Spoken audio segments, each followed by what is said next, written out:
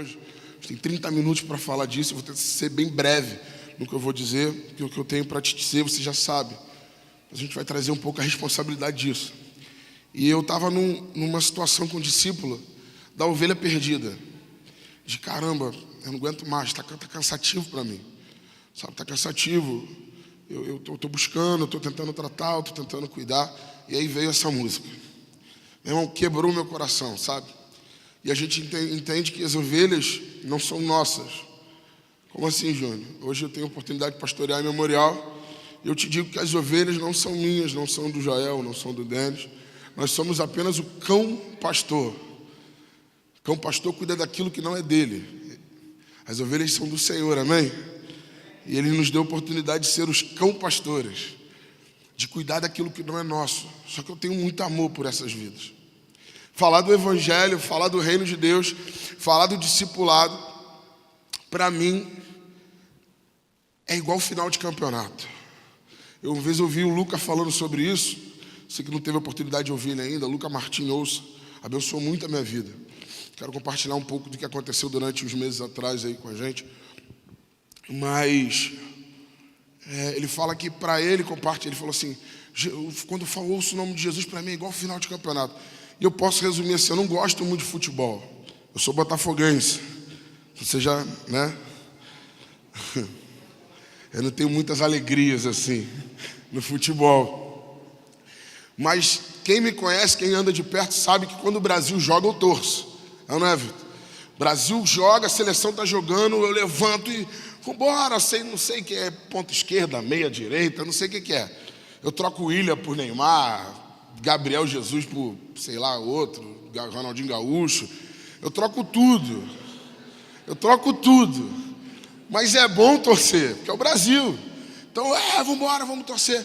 E quando a gente fala assim, na casa do Marcos, a gente conversando, e aí trazendo a proposta da conferência para trazer aqui para a Assembleia de Deus, a gente conversando sobre isso.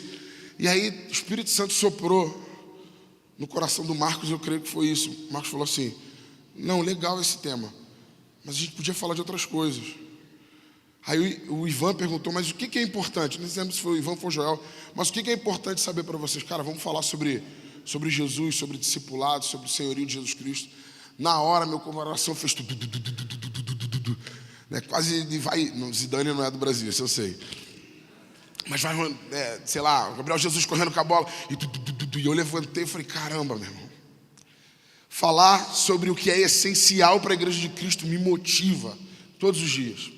Falar sobre a missão da igreja me traz uma felicidade muito grande. Porque durante anos da minha vida, eu não vivi a missão que o Senhor tinha para mim. E hoje eu tenho a oportunidade de falar daquilo que é essencial, da missão da igreja de Cristo. E a gente já ouviu muita coisa aqui, por isso que eu vou ser muito sucinto. Mateus capítulo 28, no versículo 19 e 20. Abre aí. Mateus 28, vai ser projetado ali, né? Mas Mateus capítulo 28, versículo 19 e 20. Há mais ou menos 2 meses atrás, eu fui convidado para estar numa reunião.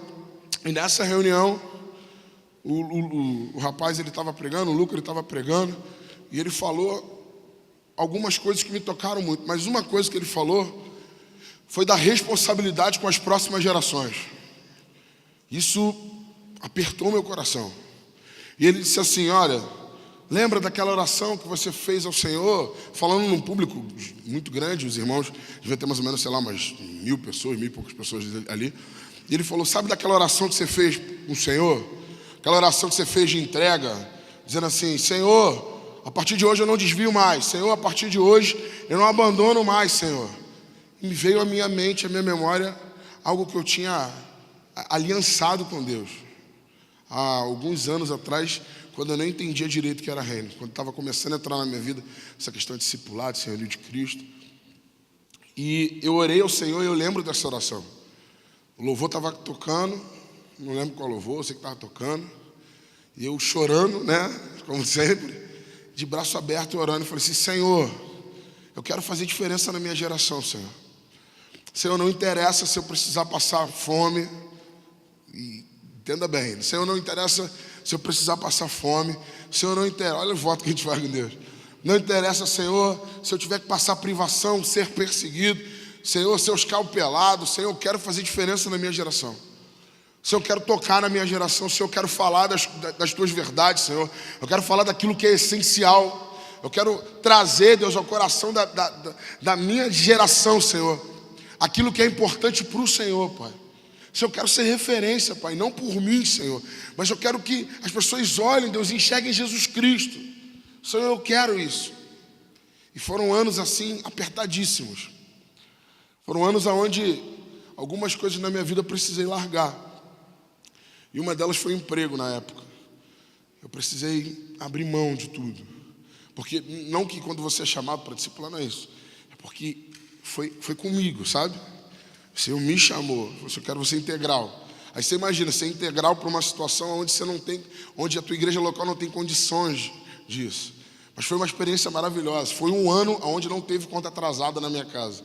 Maravilhoso. Hoje a gente recebe, né, as contas atrasam de vez em quando, a gente vai lá e paga. Vai cortar, claro. Não corta não, vou pagar amanhã. Vai lá e paga. Né, mais ou menos assim. Mas foi um ano onde eu experimentei a bondade do Senhor, Flecha. Eu experimentei a bondade do Senhor. Eu experimentei a bondade do Senhor nas crises por falta de dinheiro. Eu experimentei a bondade do Senhor nas crises com os discípulos. Porque se você acha que discipulador não tem crise, tem alguma coisa errada, irmão. Discipulador tem crise, sim. Estou falando, tem muita, né? Tem algumas. Só que, graças a Deus, todas as nossas crises, são sanadas pelo Senhor. O Senhor tem resposta para todas as coisas. Nós temos o Espírito Santo que nos consola. Nós temos o Espírito Santo que trata os nossos corações. Isso é maravilhoso. E algo muito maravilhoso, onde o Espírito Santo atua nisso, é na comunhão da igreja. É na comunhão. A gente vai ouvir disso depois.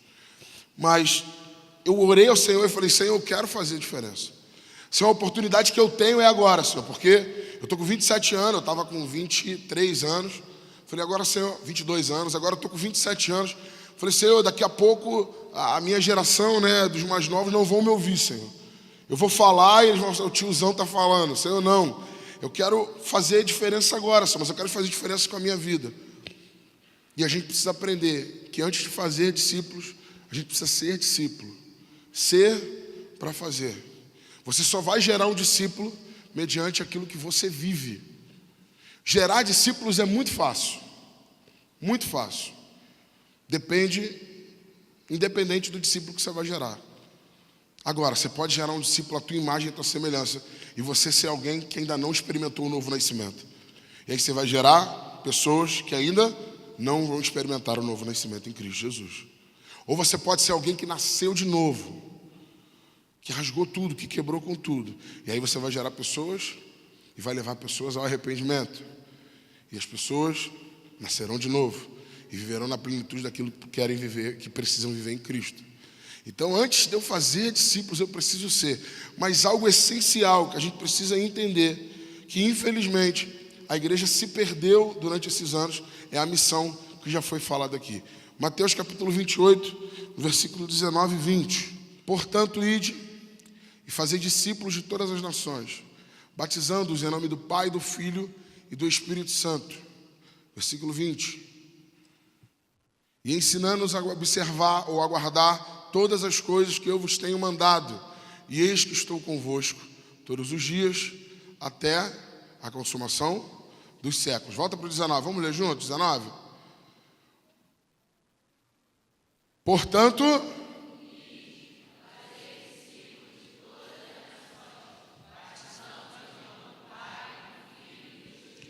segura. Portanto, ide. O Senhor, Ele não nos dá um conselho. A gente precisa entender muito isso. Os que estão aqui, a maioria são um pouco mais novos, mas tem pessoas solteiras um pouco mais velhas. Mas a gente precisa entender isso, porque isso é um desafio. Infelizmente, durante os anos, a gente começou a conjecturar muita coisa. A gente começou a conjecturar e tentar dar sentido a algumas coisas que por si só a Bíblia já explica. O portanto, ide e fazei discípulos, não é um pedido do Senhor. O Senhor, Ele não orientou a fazer discípulos.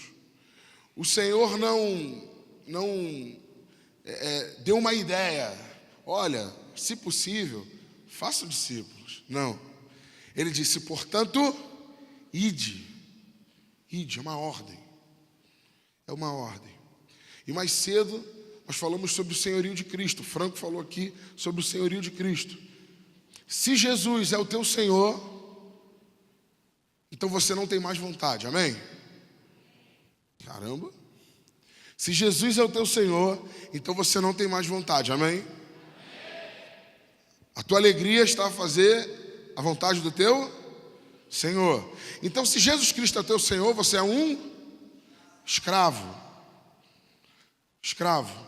Servo, no grego é doulos. Doulos significa escravo. Melhor tradução. Quando Paulo está escrevendo as cartas, ele diz assim, eu, Paulo, escravo de Cristo. Escravo tem vontade? Escravo faz aquilo que o seu Senhor ordena. E o que o Senhor ordenou? Portanto, e por que é tão difícil isso? Por que é tão difícil? A gente falou que é muito para a prática isso. Vou pegar alguém aqui para... Brincadeira, vou pegar não. Mas por que é tão difícil? Por que é tão difícil a gente olhar para uma missão? O Tiago ali acelerou o coração dele. Por que é tão difícil a gente pegar uma missão que foi nos dada e inventar qualquer outro tipo de coisa? Durante os anos a gente trocou fazer discípulos por ide e somente pregai, ou ide e entregai folhetos, ou ide e cantai, ou ide e fazei peças, ou ide e fazei congressos. Só que a missão é simples, ir e fazer discípulos. Discípulos. Como é que Jesus fez discípulos? Quando a gente olha para Jesus, a gente vai entender como Jesus fez discípulos. Algumas perguntas vêm logo no coração. Caramba, mas e agora? Como é que eu vou fazer discípulos? Depois do fórum que teve aqui, algumas pessoas eu sei que ficaram com algumas dúvidas. Tá, mas e agora? Como é que eu faço discípulos? Olha para Jesus. Jesus não fez discípulos sentado na beira de um rio pescando, sozinho. Jesus não fez discípulos e não viveu essa vida de discipulado.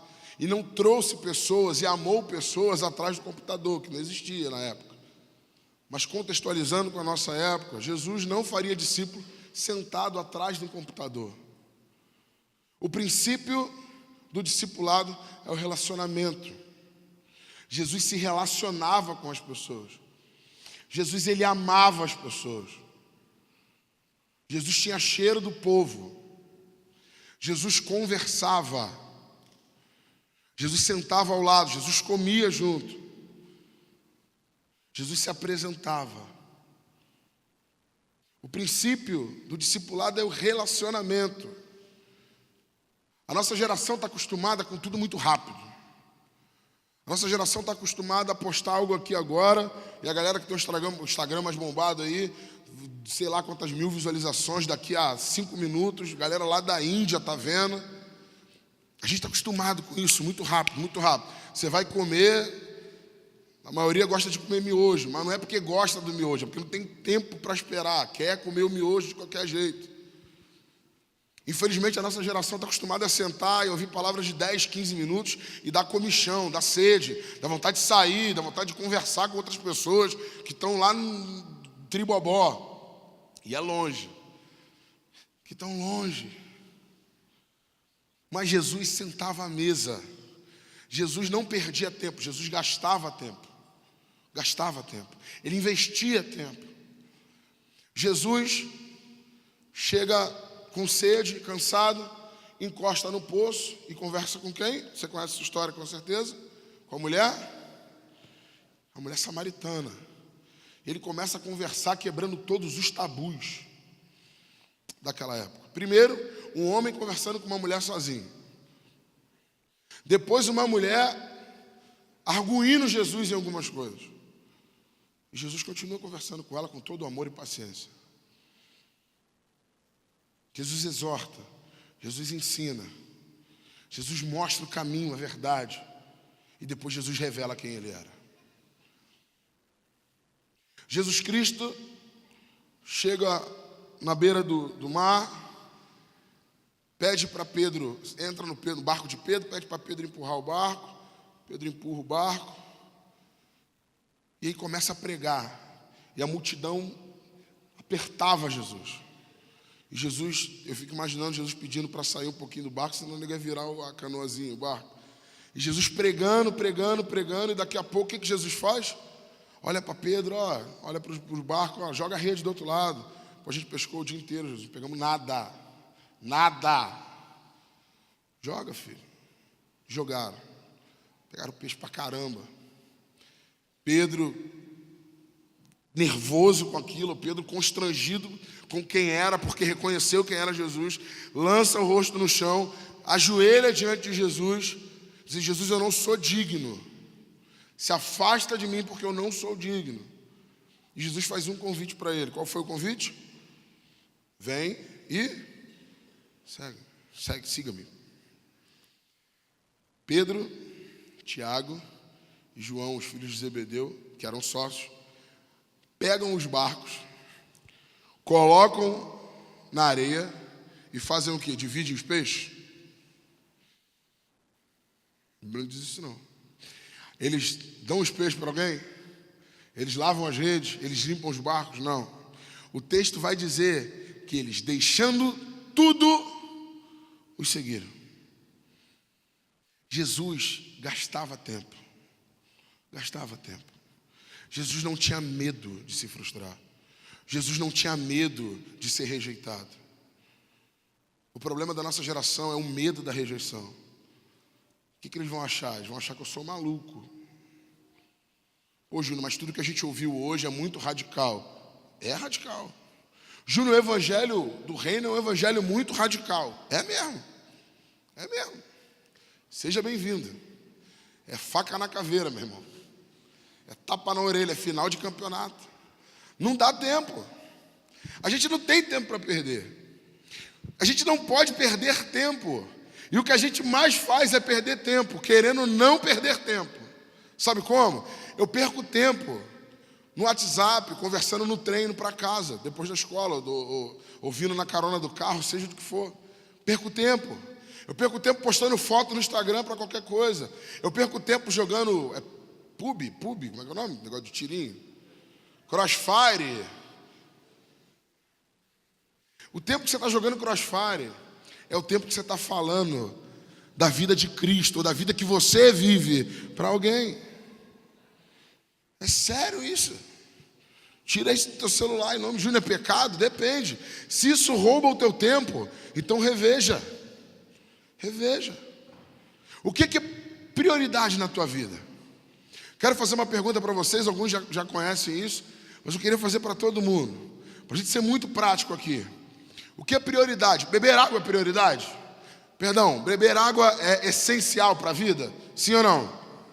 Porque se eu não beber água, fala mais alto. Se eu não beber água, comer aquela comida deliciosa que as irmãs da cantina fizeram. Estava muito bom. É essencial? Fica sem comer, irmão. Você vê se você não morre. Você morre. Eu morro depois de vocês.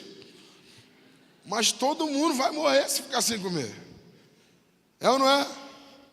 Se você ficar a vida inteira sem tomar um banho, você também vai morrer. Você vai ter uma doença, além de ninguém querer ficar perto de você. Você vai morrer, porque isso é essencial para vida. Concorda comigo? Fazer a vontade de Deus, obedecer às missões do Senhor, é essencial ou é importante? É? O que você está fazendo a tua vida toda então? Será que você está morto e não sabe? Será que você está perambulando? Será que você está vegetando nesses bancos aí e não toca na vida de ninguém? Será que na tua congregação você não toca na vida de ninguém? Você não mostra a vida que Jesus te deu e aproveita essa vida para viver a vida dele? Quem é você? Será que você está muito preocupado com as tuas crises internas e se joga numa cama e fica deitado porque o mundo é cruel? Porque na TV só se fala, só se apresenta, só se empurra homossexualismo, só se empurra pornografia, só se empurra prostituição. E aí você, o mundo está perdido, e deita na tua cama e vai viver o resto da tua vida. Ou você é daquele tipo que pega a Bíblia e fica lendo o dia inteiro a Bíblia, e também não transformando a vida de ninguém. Porque ler a Bíblia o dia inteiro e guardar para você, você vai morrer engasgado. A gente precisa lembrar que a letra mata, mas a palavra vivifica. Quando eu vivo a palavra, quando eu vivo essas verdades, quando eu vivo aquilo que é essencial para a minha vida, eu gero vida. Eu gero vida. E o que você tem gerado na vida de outras pessoas? Filipenses capítulo 2, versículo 5. Abre aí. A minha versão diz assim: tende em vós o mesmo sentimento que houve também em Cristo Jesus. Versículo 6. O qual, tendo plenamente a natureza de Deus, não reivindicou ser igual a Deus, mas pelo contrário, esvaziou-se de si mesmo, assumindo plenamente a forma de servo e tornando-se semelhante a homens. O mesmo coração de Jesus Cristo, que mesmo sendo quem era, se humilhou. E se você achar alguma humilhação maior do que a de Jesus, você me apresenta. A gente está falando de Deus. Deus sente fome? Às vezes eu parei para pensar nisso. Deus sente fome? Deus sente sede? Deus precisa de perna para quê? Para andar? Deus precisa deitar? Não. Você imagina Deus vir à terra e se humilhar a ponto de sermos um com Ele. E se humilhar a ponto de se cansar caminhando. Porque Jesus não flutuava, Jesus andava. Amém? Jesus comia. Mas você imagina Jesus, Deus, um Deus. Ô Deus, vir à terra e suar. Sentir fome, ser tentado por Satanás, ser levado e conduzido pelo Espírito Santo, manso, né? Condução, a gente aprendeu, ser levado para o deserto para ser tentado por Satanás. Se você entender ou tiver alguma humilhação maior que essa, me apresenta, porque eu não conheço. Antes da cruz o Senhor já foi humilhado. Antes da cruz, o meu Senhor, o teu Senhor, ele se humilhou. Ele assumiu a forma de escravo. A ponto de ensinar para os discípulos isso. A ponto de pegar cadeiras, colocar todo mundo sentado e fazer o papel do escravo inútil da casa. Naquela época, era comum se lavar os pés de quem entrava numa casa, porque era barro, deserto. Só que o papel de quem lavava os pés das pessoas que chegavam era o papel do escravo inútil. Era o escravo cego, o escravo manco, o escravo coxo. Esse era o papel de quem lavava os pés. Jesus assume a forma do servo inútil naquele momento e lava os pés dos discípulos. E você acha, porque o irmão pisou no teu pé, você tem direito de usar uma camisa escrito ranço. Isso é seríssimo. Você acha que porque você não gostou da forma que olharam para você, porque foi um olhar julgador, você tem motivo suficiente para abandonar a fé? Cara, desculpa, você nem conheceu Jesus, velho. A gente não tem tempo para perder. Chega de viver o evangelho raso. A nossa geração precisa acordar e entender quem é o nosso Senhor. Você precisa fazer uma decisão na tua vida. Se Satanás rege a tua vida ou se é Jesus Cristo que rege a tua vida. Você precisa escolher. Júnior, mas como assim? Eu sou cristão, eu sou crente há 200 anos, não interessa. Quais são os seus frutos? O que você vai apresentar para o Senhor? Quando o Senhor disser assim, fulano de tal, tem algum Maurício aqui? Só para eu errar feio. Não, graças a Deus. Maurício, vou falar um nome conhecido. Daniel, gelou a espinha, filho? Felipe, com PH ou sem, Senhor? Felipe, apresente-se a mim, mostre-me suas mãos. O que você vai ter para apresentar para o Senhor? O que você vai ter para apresentar ao Senhor? Será que suas mãos serão mãos lisas? Senhor, mas em teu nome eu expulsei demônio. Senhor, em teu nome eu curei. E o problema é que a geração nem entende que é o nome de Jesus que cura. É em nome de Jesus que os demônios são expulsos. É em nome de Jesus que as coisas acontecem, não é no teu nome. Então você curar alguém em nome de Jesus, você não está fazendo nada demais. Porque é um nome não é no teu. Se por acaso você orar e o perneta nascer perna, você não fez nada. Porque é o nome de Jesus. O que o Senhor vai querer de você não é seus calos da baqueta. O que o Senhor vai querer de você não são tuas pregações de púlpito. O que o Senhor não vai querer de você e vai pedir de você não são seus congressos bem realizados. O que o Senhor vai pedir de você não são as suas idas nas conferências, nas reuniões de segunda, terça, quarta, quinta, sexta, sábado, domingo. O que o Senhor vai pedir de você são os seus frutos. E quais são os frutos que agradam ao Senhor? São discípulos. São filhos maduros que entendem o senhorio de Cristo, que vivem como servos de Jesus, como escravos de Cristo. A gente precisa tirar essa venda em nome de Jesus e viver por isso, e morrer por isso. Eu fico imaginando a vida dos discípulos, quando a gente começa a olhar, ontem, 2 horas da manhã, hoje, 2 horas da manhã, mais ou menos, terminando de cortar essas fitinhas bonitas que vocês usaram aí, eu conversando com o Léo sobre algumas coisas, a gente começou a pesquisar como é que foi a vida de Bartolomeu, a vida de Tomé, depois da propagação do Evangelho, depois que o Evangelho se expande, Atos, só que a gente não vai ver mais esse nome de Natanael, a gente não vê o nome desse povo. E aí a gente procurando, a gente enxergou que todos eles, historicamente todos eles, tiveram uma morte linda e maravilhosa, deitado em suas camas e descansando. Não teve nada, irmão. Um foi decapitado, o outro tiraram a pele dele, o outro foi morto a marretada, o outro foi morto a machadada. Você está preocupado com a tua unha que quebrou? Você está preocupado com o quê? De alguém dizer para você que agora você é um crente biruta, que agora você só sabe falar de santidade, que agora você só sabe tratar e falar de discípulo, de gerar vidas? É isso que você está preocupado? Você está preocupado com o que vão achar de você nas fotos do Instagram? Se vai ficar bonito você de biquíni ou não, você de cueca ou não? O que você está preocupado? Você está preocupado no melhor filtro? Cuidado, mano. Gente, teu Instagram é pecado? Não. Não é não. Eu tenho Instagram também.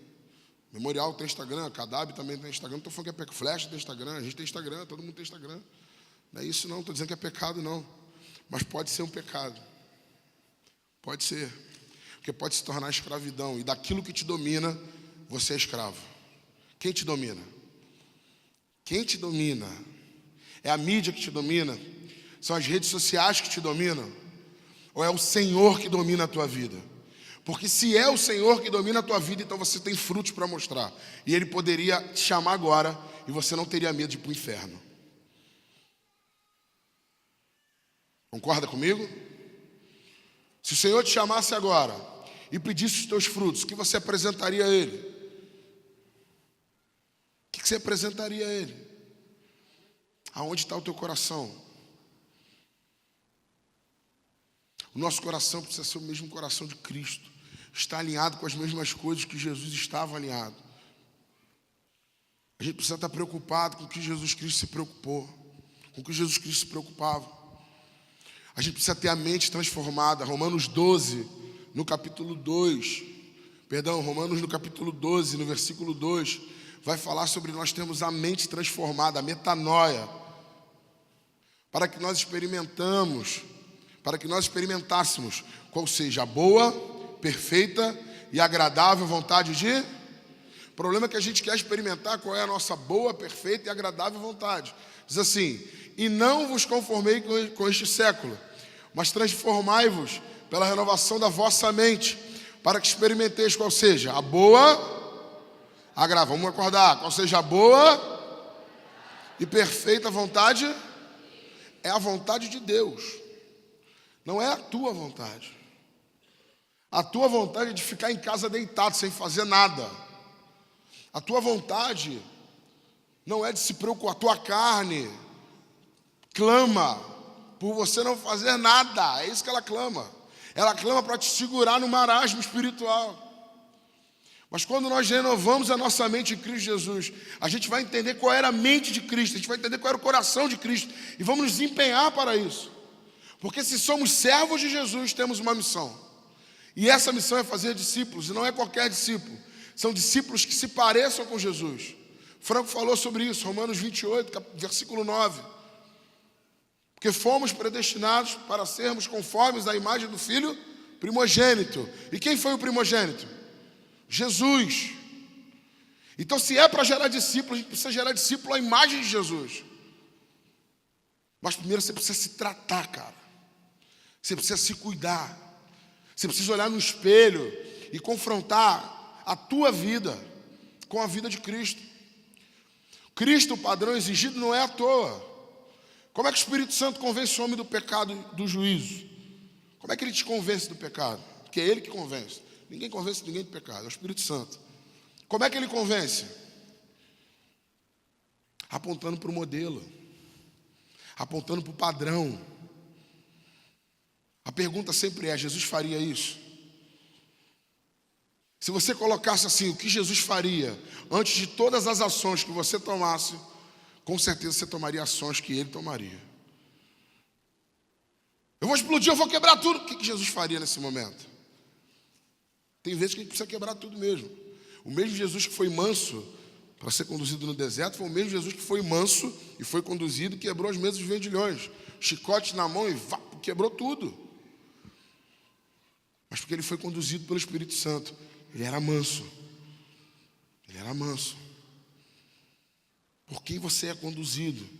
O que te move, cara? Qual é a tua mente? Qual é a tua mente? Nós temos uma missão, amém? Amém? Amém mesmo? Sabemos qual é a nossa missão, amém? Então a gente precisa viver por ela. A gente precisa morrer por ela. A gente não pode perder tempo. Aquilo que toma o nosso tempo para o não cumprimento da missão é laço de Satanás para a nossa vida. É laço de Satanás. Abre mão disso em nome de Jesus. A gente precisa viver isso.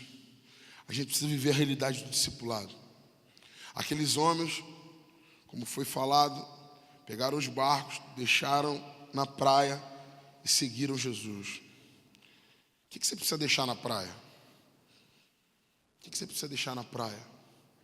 Quais são os desejos que você precisa deixar na praia?